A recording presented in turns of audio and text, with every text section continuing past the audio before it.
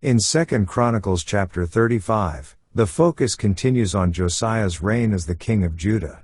The chapter opens with Josiah preparing for and celebrating the Passover in Jerusalem.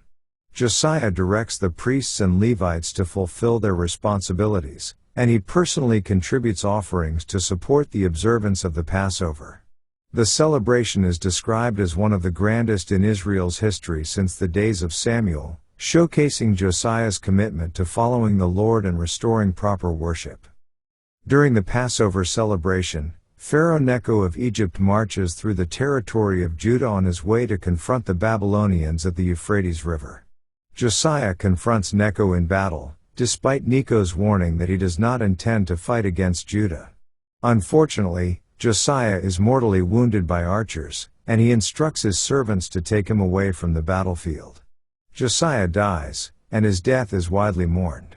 The prophet Jeremiah composes a lamentation for Josiah, praising his righteous reign and expressing sorrow for the loss of such a virtuous leader.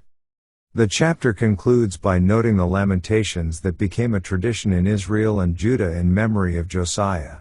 The people continue to honor the memory of Josiah for generations, recognizing the positive impact of his reign and the faithful commitment he demonstrated toward God.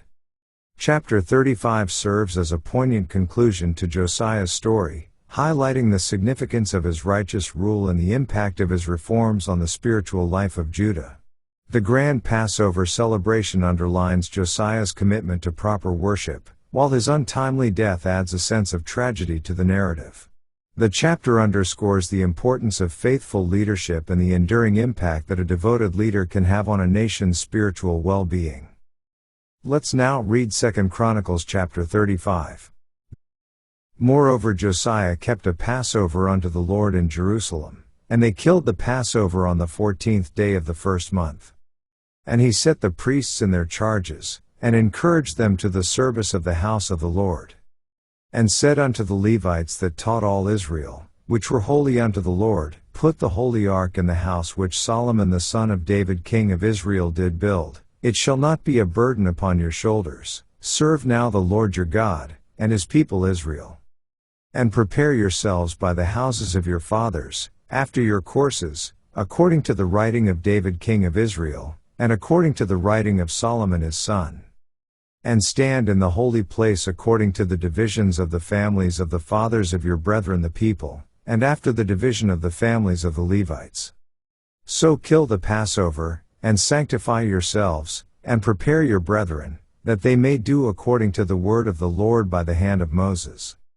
And Josiah gave to the people, of the flock, lambs and kids, all for the Passover offerings, for all that were present, to the number of 30,000, and 3,000 bullocks, these were of the king's substance.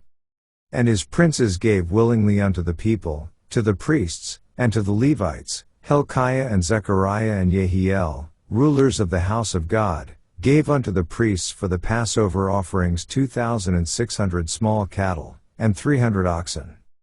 Conaniah also, and Shemaiah and Nethaneel, his brethren, and Hashabiah and Jael and Jozabad, chief of the Levites, gave unto the Levites for Passover offerings 5,000 small cattle, and 500 oxen. So the service was prepared, and the priests stood in their place, and the Levites in their courses, according to the king's commandment.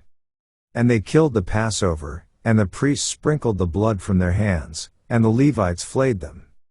And they removed the burnt offerings, that they might give according to the divisions of the families of the people, to offer unto the Lord, as it is written in the book of Moses.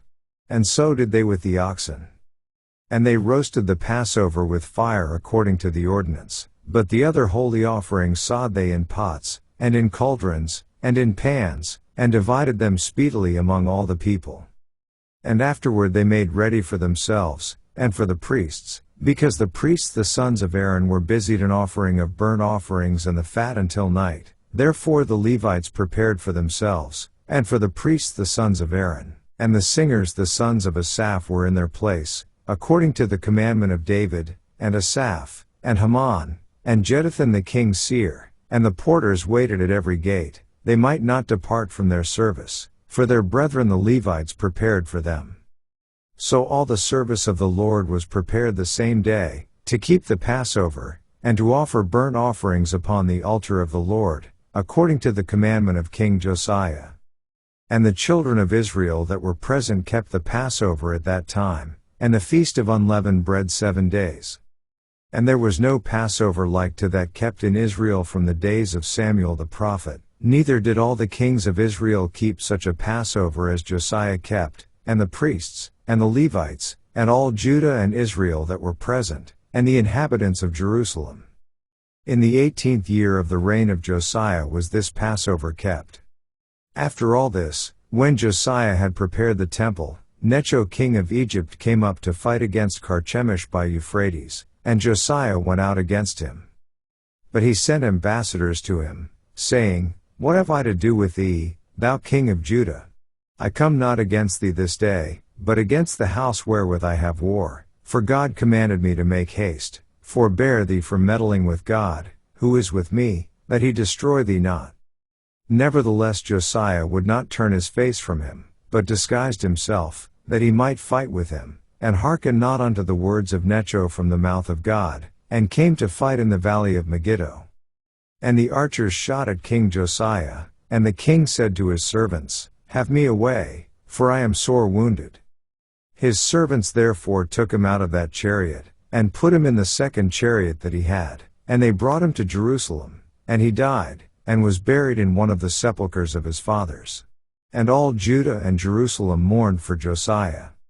And Jeremiah lamented for Josiah, and all the singing men and the singing women spake of Josiah in their lamentations to this day, and made them an ordinance in Israel. And, behold, they are written in the Lamentations. Now the rest of the acts of Josiah, and his goodness, according to that which was written in the law of the Lord. And his deeds, first and last, behold, they are written in the book of the kings of Israel and Judah. This ends our reading of 2 Chronicles chapter 35.